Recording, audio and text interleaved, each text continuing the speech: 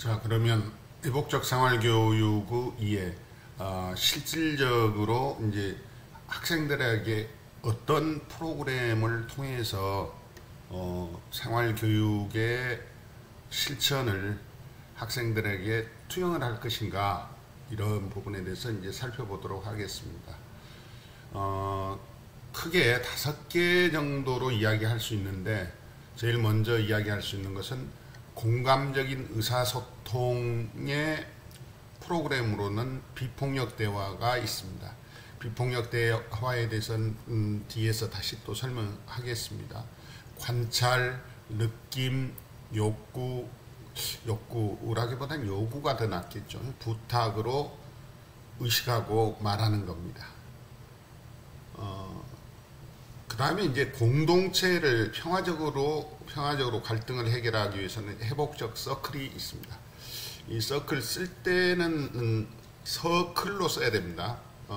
우리가 읽을 때는 서클이지만은 이 회복적 서클에 해당되는 사전 서클이랄지 본 서클, 사후 서클을 통해서 공감을 이루고 탐구하는 대화 모임입니다. 이 회복적 서클을 많이 실천하면서 갈등을 평화적으로 해결할 수 있어야 되겠습니다. 그 다음에 학교 폭력의 갈등을 해결하기 위해서 평화 감수성 교육, 약칭으로 HIPP라고 하는 프로그램이 있습니다. 이 프로그램은 조금 전문가 훈련을 받은 사람들이 해야 될 것 같습니다. 역시 또래 조정 프로그램도 마찬가지입니다. 학생의 갈등을 해결하고 갈등할 수 있는 능력을 개발하는 프로그램으로서 또래 조정 프로그램이 있는데, 이건 이제 전문 상담 교사들이나 전문 상담사들에게 이제 맡겨서 하는 프로그램들입니다. 그 다음에 이제 학급을 구조적으로 변화시키기 위해서는 서클 프로세스를 활용한 학급 운영이라는 프로그램이 있습니다. 공유된 목적과 약속을 세우고, 공유된 목적이 무엇인지, 그 다음에 공유된 약속이 무엇인지를 정하는 겁니다.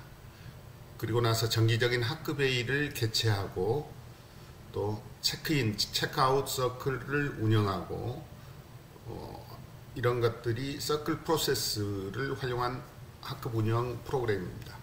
이 체크인, 체크아웃 서클은 하루를 시작하고 마감할 때 서로의 감정을 이야기하고 공감하는 그러한 프로그램입니다. 그럼 이제 구체적으로 조금 더 나눠놓고 한번 살펴보도록 하겠습니다.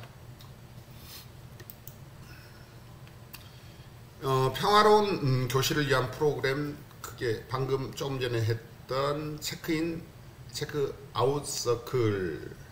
이것은 어떤 활동 시작과 마지막에 둥그렇게 둘러앉아서 진행을 합니다. 나도 이제 지인 중에서 이 회복적 생활교육 프로그램을 하시는 분이 있어서 이 프로그램에 참관 안 하고 겉에서 한번 지켜본 적이 있습니다. 토킹 피스라고 하는 것이 있습니다. 이제 일종의 이제 가상 마이크식이죠. 이걸 돌려가며 활동 질문에 대해서 자신의 생각을 나누는 활동입니다. 그러니까 이제 어떤 활동을 시켜놓고 거기에 대해서 어떻게 생각하냐, 느낌이 어땠냐, 이런 것을 물어보는 거죠.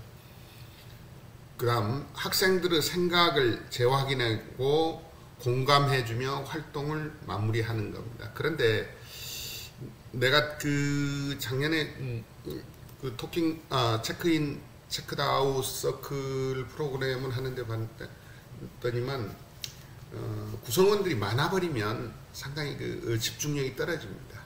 그래서 이것은 한 10명 정도가 가장 좋지 않겠냐라는 생각을 가져봤습니다. 그리고 아까도 했던 우리들의 약속, 학생들 간에 이제 존중하는 관계를 만들기 위해서 지켜야 할 행동, 언어 사용 규칙, 이것을 구성원들 스스로 모여서 정하는 것을 이야기하는 겁니다. 그 다음 비폭력 대화, 폭력이 없는 자연스러운 본성인 연민의 대화를 관찰, 느낌, 욕구, 부탁의 비폭력 대화 모델로 교실의 언어 문화를 개선하는 활동입니다. 우리가 말을 좋게 하면 갈등이 일어날 일이 없죠. 말을 상대방에게 이상하게 함으로써 꼭 그 갈등을 촉발시키죠. 유발하죠, 사실은. 그러니까 말을 좋게 하면 쉽게 싸울 일이 없죠. 그래서 이 말부터 조금 대화를 개선하는 것이 바람직하겠죠. 관찰입니다. 평가하지 않고 그냥 관찰하는 겁니다. 이 평가를 하게 되면 비교를 하게 되는 거죠. 그래서 평가하지 않고 관찰한다. 그 다음 느낌, 해석하지 않고 느낀다. 이것도 중요한 거죠. 해석한다는 것은 비교하고 비교하면 평가가 되는 거죠. 그래서 느낌, 해석하지 않고 느끼기. 욕구, 전략 대신 욕구를 표현하는 겁니다. 부탁, 강요 대신 부탁하는 겁니다. 이렇게 되면 갈등이 일어날 소지가 없죠. 그 다음에 공동체, 건강한 공동체 서클 프로그램. 먼저 회복적 서클입니다. 아까 설명했습니다. 대화에 기반을 둔 대화 모델로 갈등과 폭력 상황에 대응하면서 외부 자원보다는 스스로 갈등의 문제를 해결하는 방법을 찾고 의사결정의 주체로 공동체 힘과 역동을 재발견하는 기회가 되도록 돕는, 이 앞에 집단보다는 공동체가 돼야 된다라는 이야기했죠. 그래서 공동체 자기 돌봄 프로세스다. 아까 회복적 서클 여러 가지 또 종류 설명을 했죠. 회복적 서클을 진행하기 위해서는 사전 대화 모임, 본 대화 모임, 사후 대화 모임이 연결되어야 되겠다. 그래서 그 구체적인 건 거기 안에 있으니까 여러분들 한번 읽어보도록 하세요. 사전 대화 모임은 진행자가 어떻게 해야 되겠다. 자세하게 안내를 해놨습니다. 사후 대화 모임은 또 어떻게 해야 되겠다. 이제 중요한 건 본 대화 모임이죠. 그 다음 회복적 대화 모임입니다. 문제 행동에 영향을 받은 개인들이 모여서 발생한 문제에 대해서 해결 방안을 논의하는 과정입니다. 가피해가 포함된 피해자가 포함된 상황에서 단순 조정을 넘어 회복적 정의, 관계 회복이다 그랬죠. 관계 개선, 그 다음 치유하는 거, 정의에 입각해서 문제를 해결하는 모임을 우리는 회복적 대화 모임이라고 합니다. 당사자들의 문제와 상처를 치유하고 회복하고 책임을 지는 약속. 책임은 누가 집니까? 가해 학생이 지는 거죠. 문제 해결 과정에 스스로 주체가 되도록 하는 겁니다. 그 다음 질문을 통해 소통 과정이 배움과 도약의 기회가 될 수 있는 거죠. 회복적 질문의 5가지 형태가 그 표에 나와 있죠. 상황을 이해하는 질문, 무슨 일이 있었는가 예를 들어서. 그 다음에 영향을 파악하는 질문, 이번 일로 누가 어떤 피해를 받았는가, 영향을 받았는가 말이죠. 그 다음 자발적 책임에, 요건 가해 학생이 담당하는 거랬죠. 피해 관계 회복을 위해 내가 할 수 있는 일은 무엇인가. 요건 피해를 입힌 가해 학생이 할 수 있는 질문이죠. 관계 설정, 앞으로 어떤 관계가 되었으면 좋겠는가. 이것도 굉장히 회복을 하는데 중요한 질문들이죠.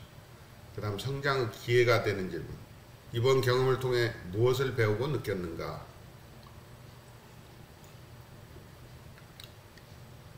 이러한 회복적 질문의 5가지 형태 이야기했습니다.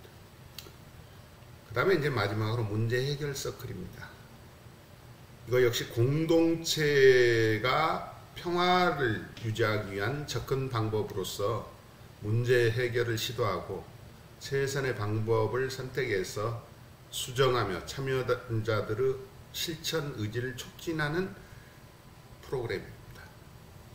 역시 토킹 피스를 사용하고 기본 규칙 등의 구성 요소로 회복적 질문을 통해서 진행하는 겁니다.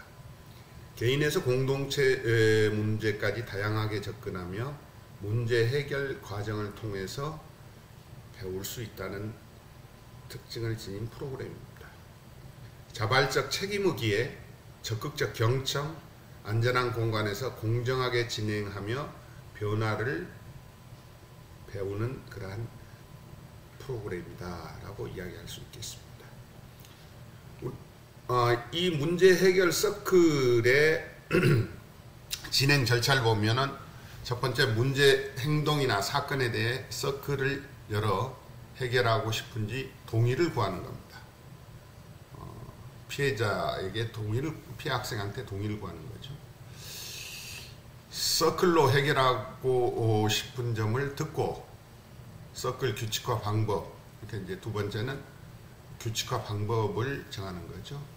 그 다음 어떤 일이 일어났는지 그 일로 어떤 영향을 받았는지 서로 얘기하는, 대화하는 과정이죠. 그 다음 네 번째는 처음에 어떤 마음으로 행동을 했던 것인지, 회복을 위해서는 어떤 노력을 할 것인지 서로 이야기하는 거죠. 그래서 마지막으로 앞으로 어떻게 지내고 싶은지에 대해서 상호간에 의사표현한다. 앞으로 어떻게 서로 관계를 개선하자는 쪽으로 가야 되겠죠. 제안한 내용을 토대로 실현 가능한 구체적인 행동을 약속한다. 앞으로는 예를 들자면 상처를 주는 말을 하지 말자. 이런 거 예를 들어서 이제 서로 그래 그러면 좋아. 이 앞에 상처 줬던 말을 해서 미안하다. 앞으로는 상처 주는 말을 하지 않게. 이런 서로 구체적인 행동 약속을 하는 거죠. 자, 여기까지 해서 우리가 회복적 생활교육을 실천하기 위한 프로그램들을 살펴봤습니다. 자, 이제 지금까지 우리가 회복적 생활교육이란 어떤 것인지, 회복적 정의와 응보적 정의를 비교했고, 그 다음에 회복적 생활교육의 개념, 가치, 활동, 절차 이런 걸 살펴봤습니다. 여러분들 그 부분들 잘 숙지를 하고 그 뒤에 나와 있는 연습 문제 꼭 한번 풀어보도록 하세요. 자, 기말고사도 여기에서 최소한 한두 문제 정도는 출제를 하겠습니다. 자, 오늘 수업 여기까지 하겠습니다. 수고들 하셨습니다.